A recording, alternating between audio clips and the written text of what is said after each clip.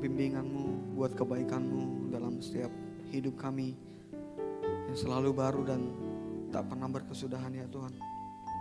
Kami tak mampu balas apa-apa selain dari pujian sembah kami yang tidak ada apa-apanya Tuhan.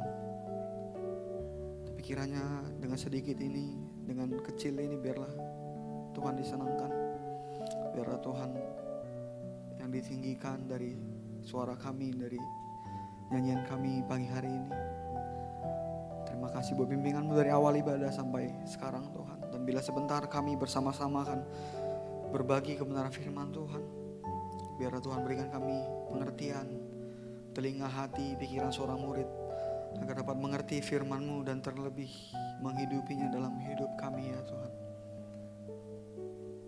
Ini doa kami segenap umat-Mu, hamba-hamba-Mu, jemaat-Mu siap untuk mendengarkan, untuk berbagi kebenaran firman-Mu. Ini doa kami ya Tuhan. Terima kasih Bapa, terima kasih Kristus, terima kasih Roh Kudus. Dalam nama Yesus, mari Bapak Ibu Saudara bersama kita katakan amin. Amin.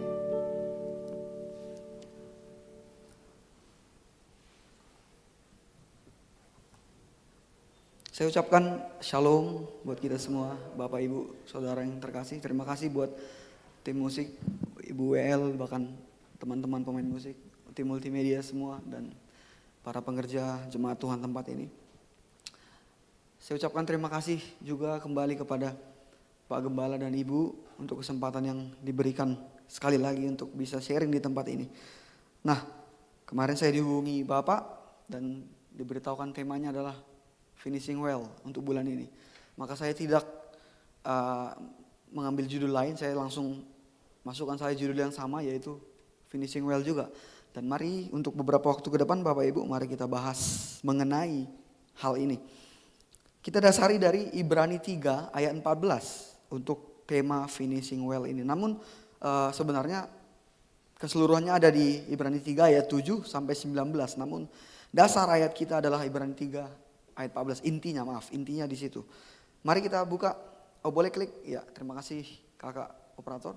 Ini ayat Ibrani 3 ayat 14, boleh kita baca bersama? 1, 2, ya.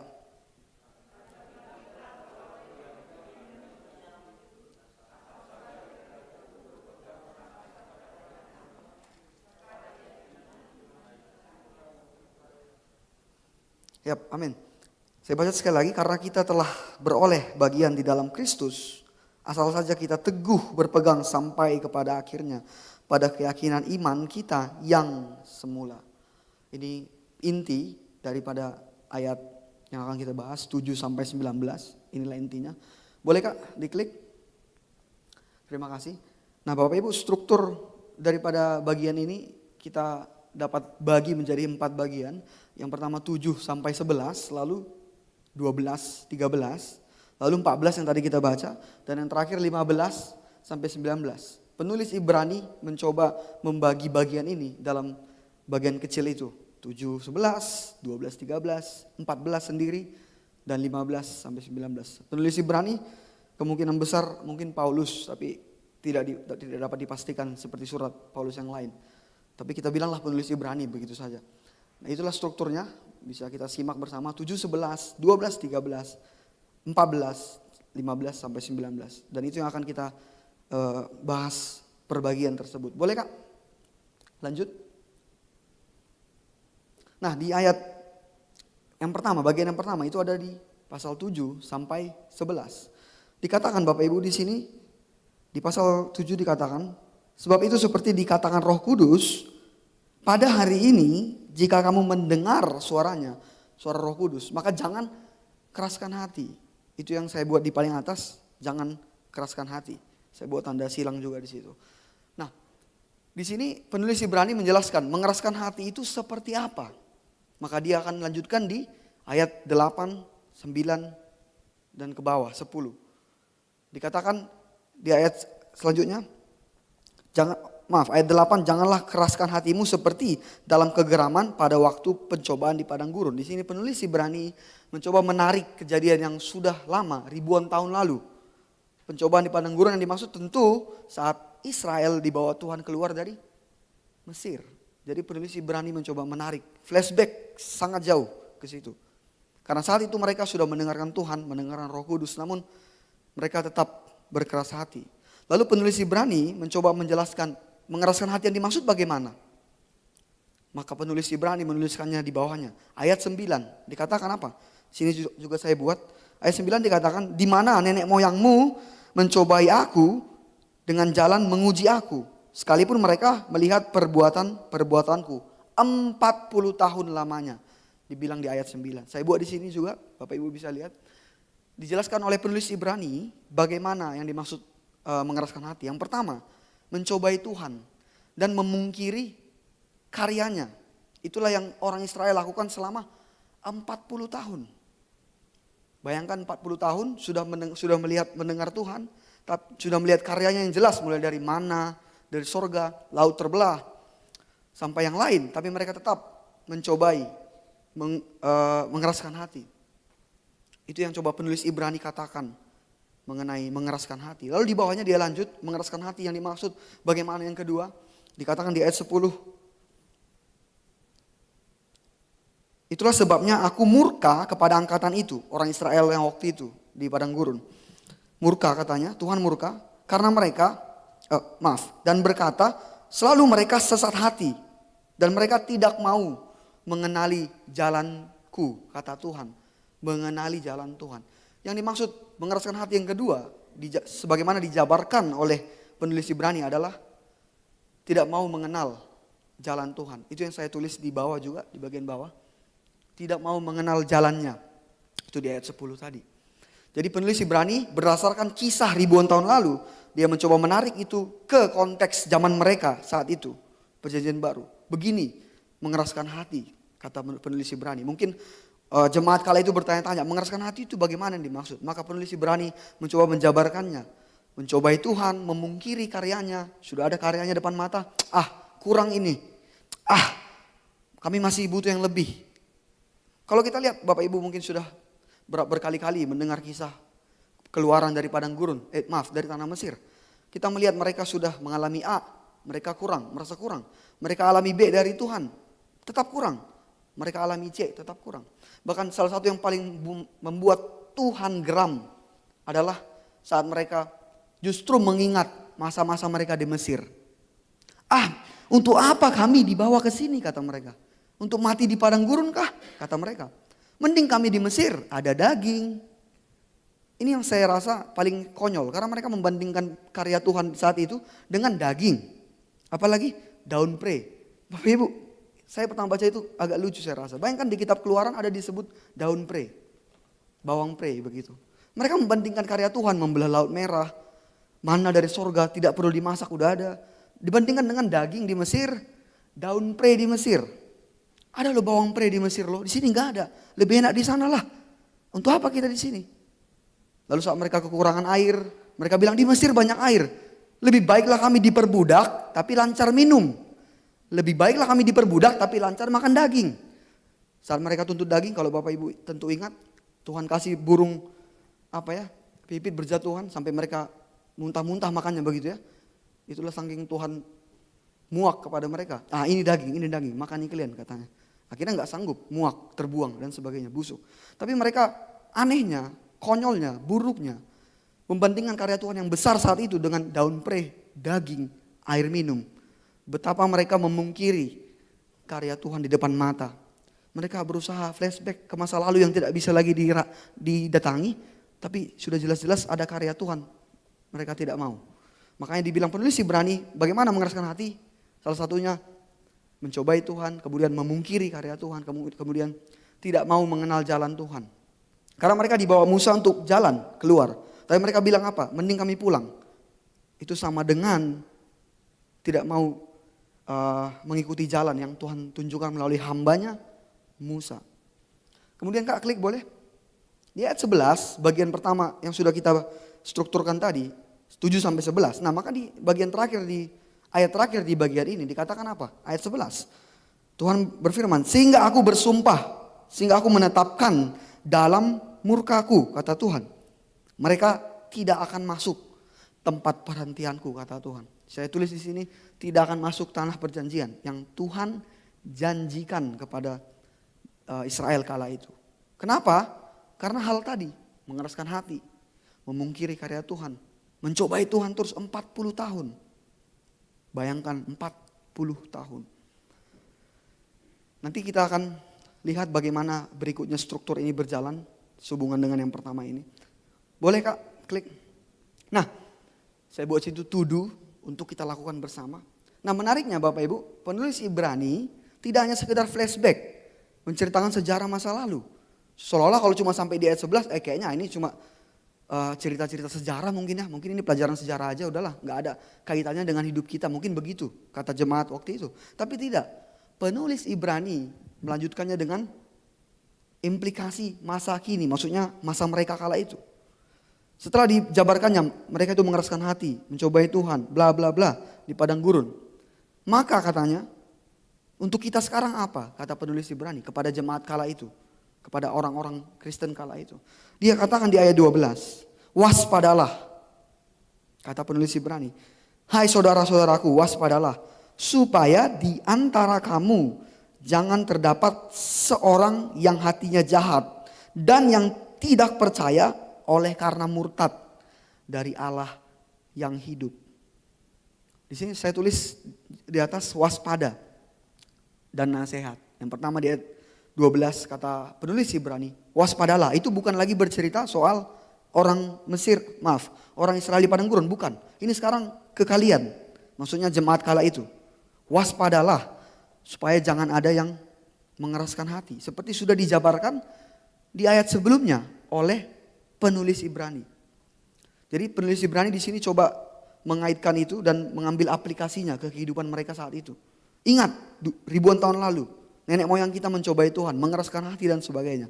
Maka waspadalah untuk sekarang, wahai jemaat Tuhan yang sekarang, kata penulis Ibrani. Nah, maka saya mau mencoba, saya katakan begini sekarang, untuk kita semua, untuk saya, untuk Bapak Ibu semua, saudara yang terkasih. Pagi ini maksudnya malam ya, pagi ini maksudnya kita juga tarik ayat ini ke kita. Maka lihatlah tulisan Ibrani ini sebagai ayat yang dipertanyakan untuk saya dan untuk kita semua.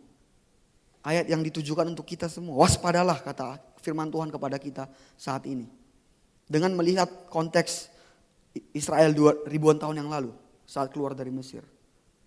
Kita juga diminta untuk mengerti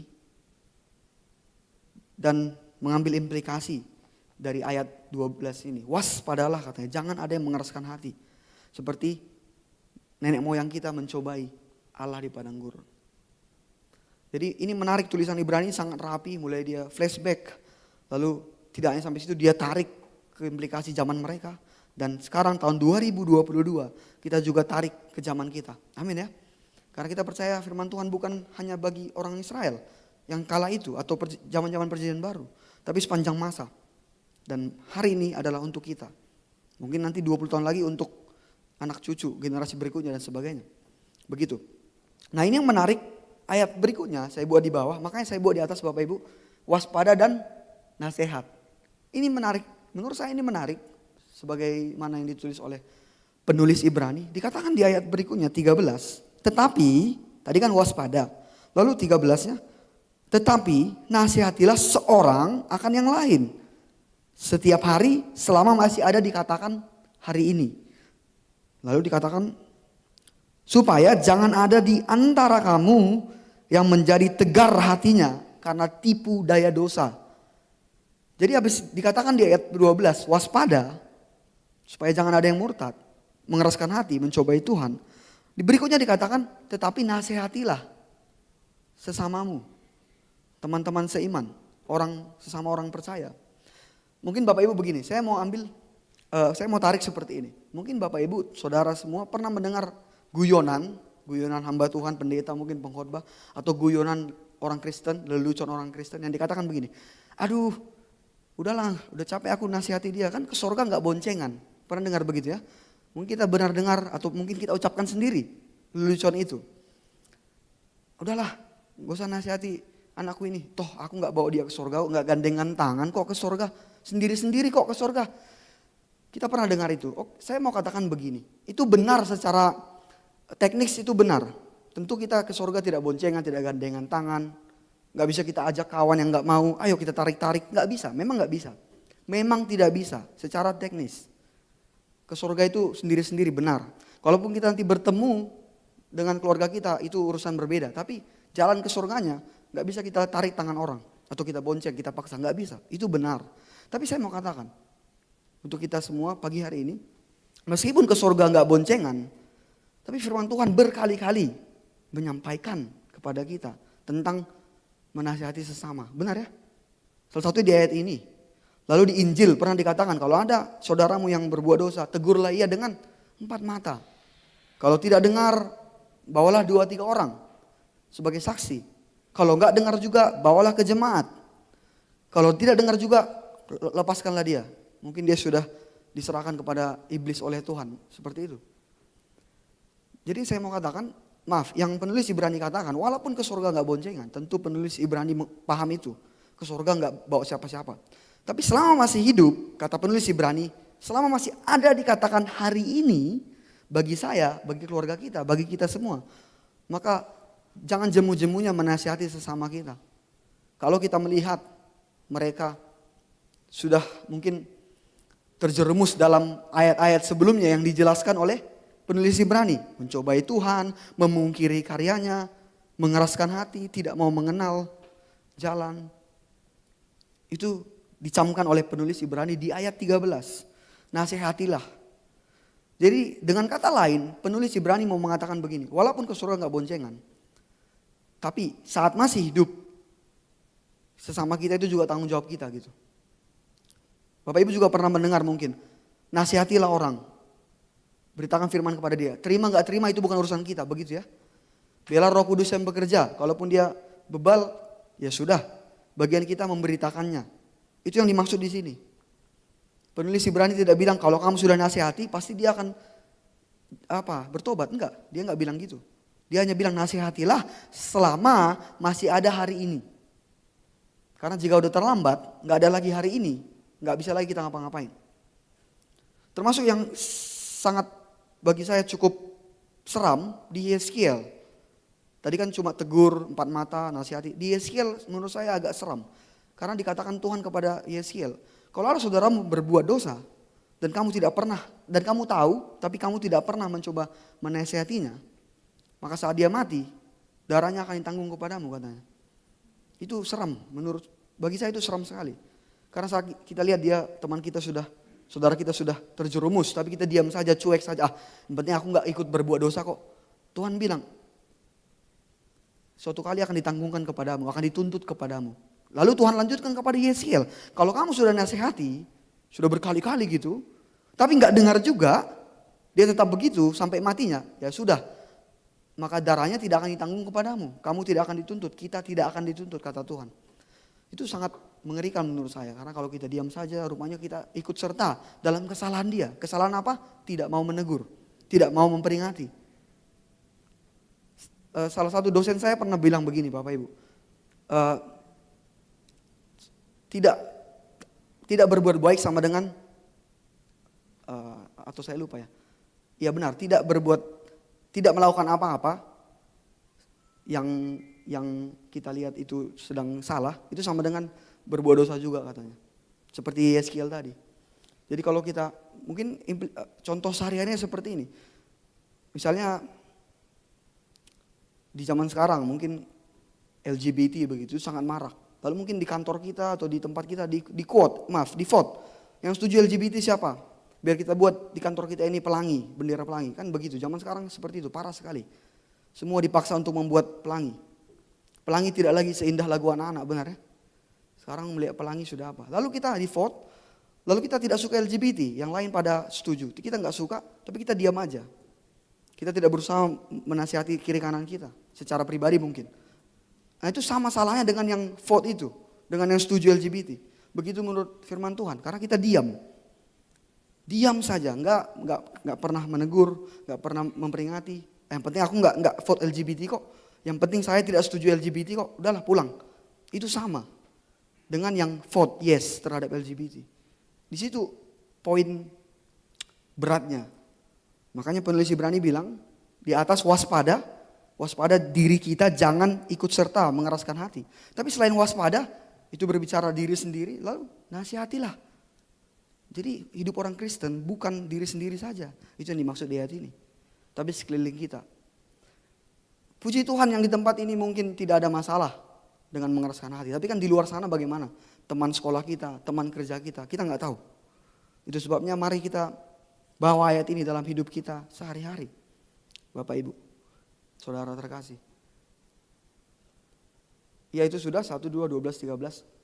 Klik Kak. Ini yang berdiri sendiri yang kita baca pertama tadi ayat 14. Saya buat di sini why. Kenapa? Kenapa tadi dibilang jangan keraskan hati seperti nenek moyangmu.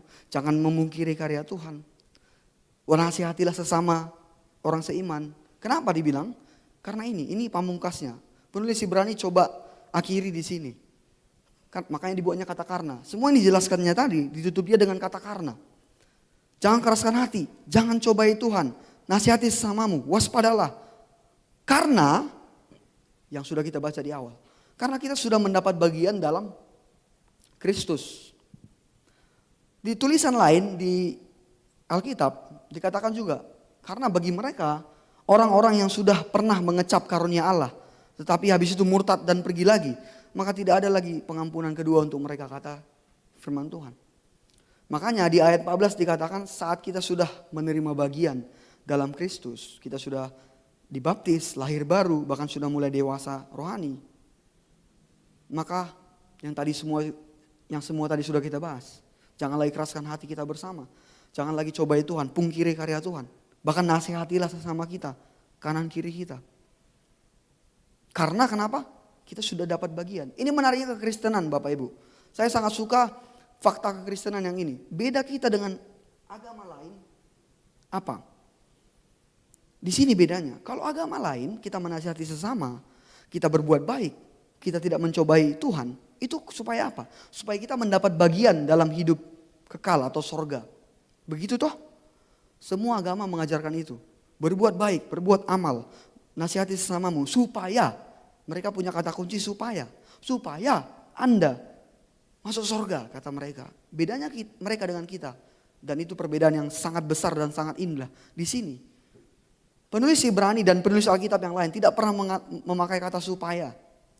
Berbuat baik, hidup dengan kudus, supaya tidak.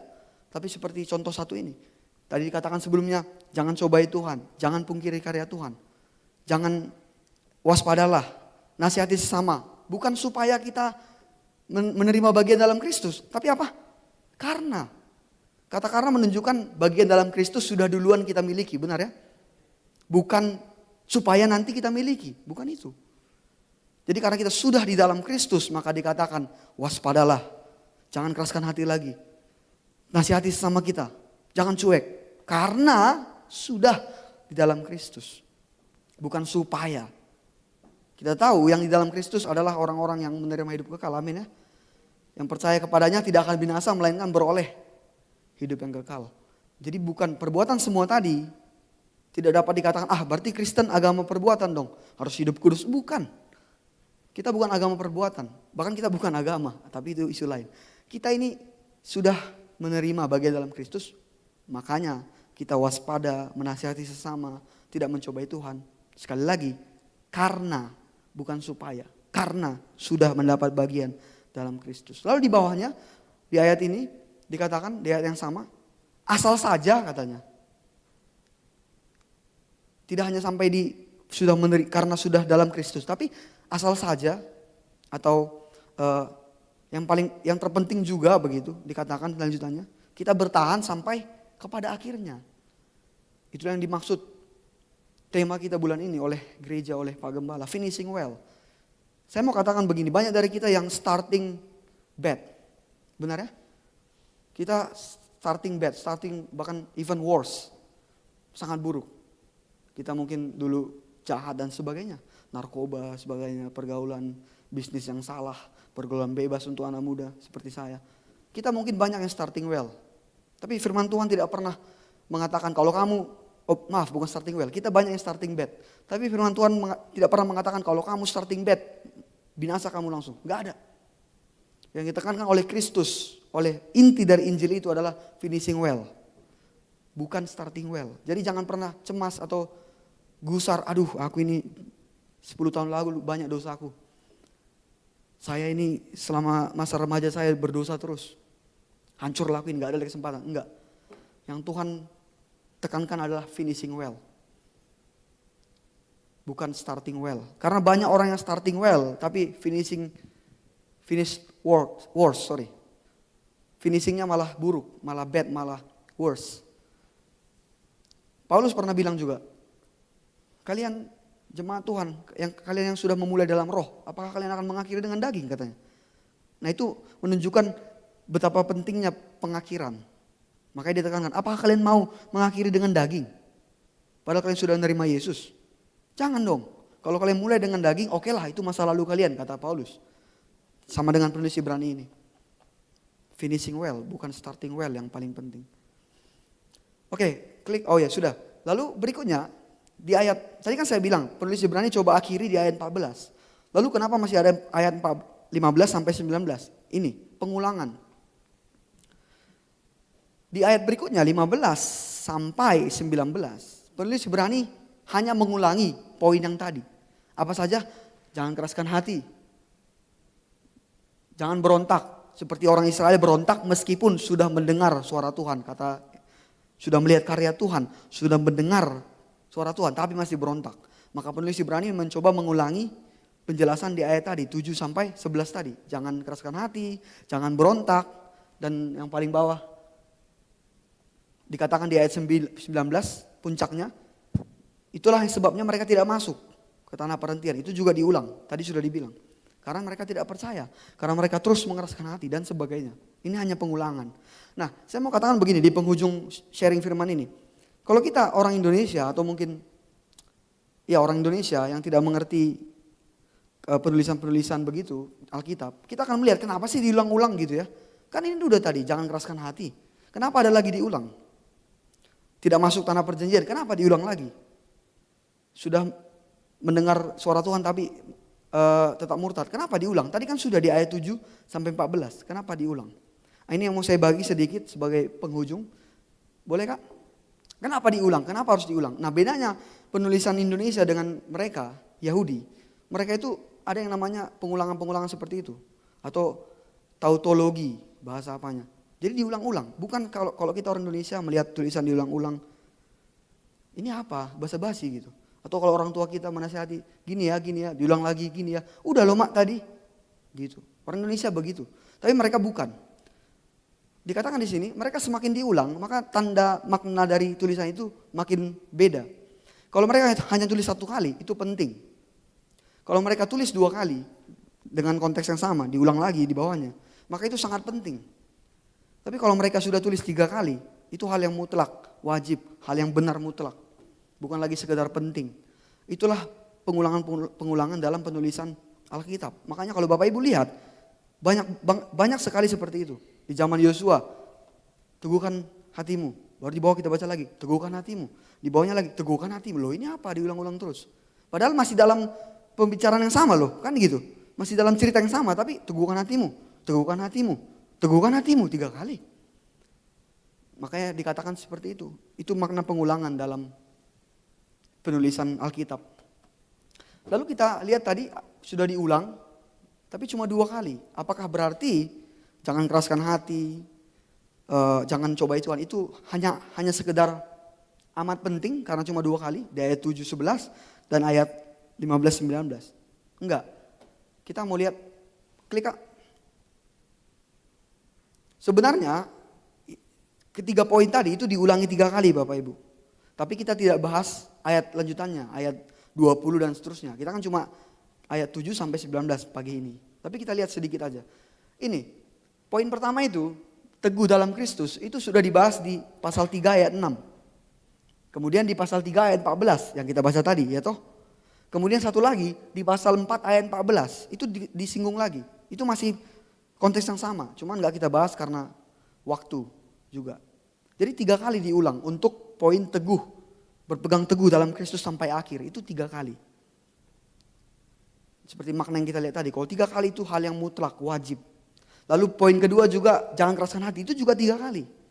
Pasal 3 ayat 7 sudah kita baca. Pasal 15-nya sudah kita lihat juga tadi. Satu lagi di pasal 4 ayat 7 itu dikatakan lagi jangan keraskan hatimu. Itu 3 kali juga. Lalu poin ketiganya, kalau keraskan hati, tidak berpegang teguh dalam Kristus sampai akhir, tidak masuk perhentian, itu juga 3 kali dibahas. Pertama di 3 ayat 11, lalu 3 ayat 18 sampai 19, lalu yang ketiga pasal 4 ayat 5 sampai 6. Itu 3 kali juga. 3 kali penulis Ibrani ulangi teguh dalam Kristus, karena kita sudah menerima bagian. 3 kali penulis Ibrani ulangi jangan keraskan hatimu, jangan keraskan hati kita. 3 kali. 3 kali juga penulis Ibrani ulangi supaya kita jangan terbuang dari tanah perhentian, begitu. Nah yang terakhir yang saya mau katakan Bapak Ibu, kalau saat itu ribuan tahun lalu orang Israel karena mereka mengeraskan hati tidak berpegang teguh dalam Tuhan, yang mereka tidak dapat adalah tanah perjanjian, sekedar tanah perjanjian fisik, yaitu tanah Kanaan, benar ya? Tapi penulis Ibrani mau katakan kepada kita sekarang, kita bukan lagi dijanjikan tanah Kanaan, itu sekedar tanah doang. Itu di Israel, di Palestina sana sekarang. Kita nggak mau ke situ. Ya kalaupun ke situ karena mau liburan rohani oke. Tapi tujuan akhir kita bukan itu sekarang. Tapi penulis Ibrani coba katakan, tujuan akhir kita kehidupan setelah ini. Makanya dikatakan kita ini warga kerajaan sorga, bukan WNI. Ya sementara WNI lah. Maka tujuan akhir kita adalah itu. Bukan lagi tanah perjanjian, tanah Kanaan. Jauh lebih tinggi, sangat tinggi nilainya daripada sekedar tanah Kanaan. Makanya kalau orang Israel hanya berbicara soal tanah Kanaan yang di bumi itu sudah tidak masuk karena keraskan hati, karena tidak berpegang teguh dalam Tuhan, karena mencobai Tuhan. Bayangkan apalagi kita yang berbicara bukan soal tanah Israel, tanah Palestina, tapi kehidupan setelah ini, kehidupan kekal. Maka daripada itu, bobot daripada konteks ayat ini lebih berat bagi kita sekarang. Tapi bersama Kristus kita bisa, tentu ya. Amin ya. Penulis Ibrani coba bilang jangan ulangi kesalahan nenek moyang kita yang dijanjikan tanah Kanaan tapi nggak masuk. Cuma 2 yang masuk, Yosua dan Kaleb. Nah kita sekarang, nah itu yang dia coba di sini ditulis. Kita bagaimana nih, Bapak Ibu, jemaat Tuhan di gereja ini atau di zaman mereka waktu itu, zaman perjanjian baru. Itu menariknya bagian ayat-ayat ini. Jadi sekali lagi kita flashback, di flashback dari kejadian keluaran dari Mesir, lalu diterapkan, diimplikasikan ke zaman mereka. Jangan keraskan hati, tetap dalam Tuhan, jangan cobai Tuhan. Lalu sekarang kita implikasikan ke kehidupan kita sekarang, diterapkan ke kehidupan kita. Tadi disinggung, ini terakhir di ayat sebentar 8. Nah ayat 9 tadi disinggung begini. Seperti nenek moyangmu yang mencobai Tuhan 40 tahun lamanya.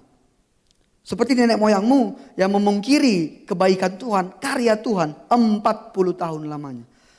Yang terakhir saya mau katakan begini. Sebelum saya tutup dengan kalimat terakhir. Bapak Ibu mereka 40 tahun. Tapi sekarang dipertanyakan kepada kita hal ini lebih besar lagi. Seumur hidup. Apakah kita seperti saya sudah hidup 20 tahun sekian. Masih mencobai Tuhan terus, memungkiri karya Tuhan. Tuhan kurang baik, Tuhan kurang cocok sama saya. Apa kita masih begitu? Belum lagi kita yang sudah hidup, jauh di atas gitu, umur 30, 40 dan seterusnya. Mereka cuma 40 tahun dibahas. Kita ini, seumur hidup kita dipertanyakan sekarang.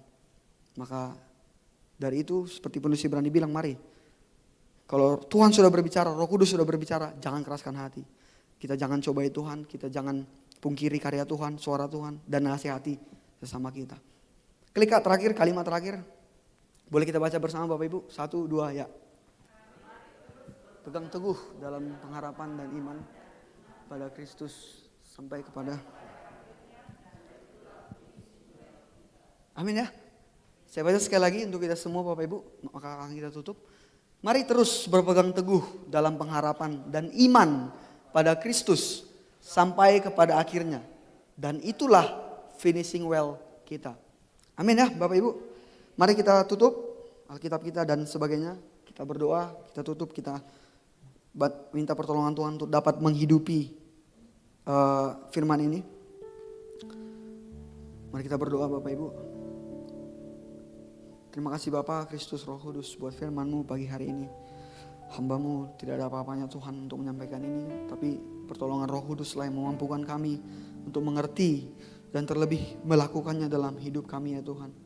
Ampuni kami jika kami kemarin mencoba ya Tuhan, memungkiri karya Tuhan, bahkan menolak mendengar suara Tuhan, mengikuti jalan Tuhan. Ampuni kami Tuhan. Ampuni kami saat dulu kami starting bad, tapi bantu kami Tuhan untuk terus teguh di dalam-Mu, dalam Kristus, sehingga kami dapat menggapai finishing well kami ya Tuhan. Terima kasih buat gereja ini yang memberikan tema bulan ini yang sungguh luar biasa, supaya kami terus diajar dan bersama-sama finishing well sampai akhirnya nanti ya Tuhan. Ini doa kami, biarlah Roh Kudus menjamah setiap hati kami untuk dapat melakukannya, menghidupinya dalam hidup kami ya Tuhan. Terima kasih Bapa, terima kasih Kristus, terima kasih Roh Kudus. Ini doa kami. Dalam nama Yesus kami berdoa. Amin.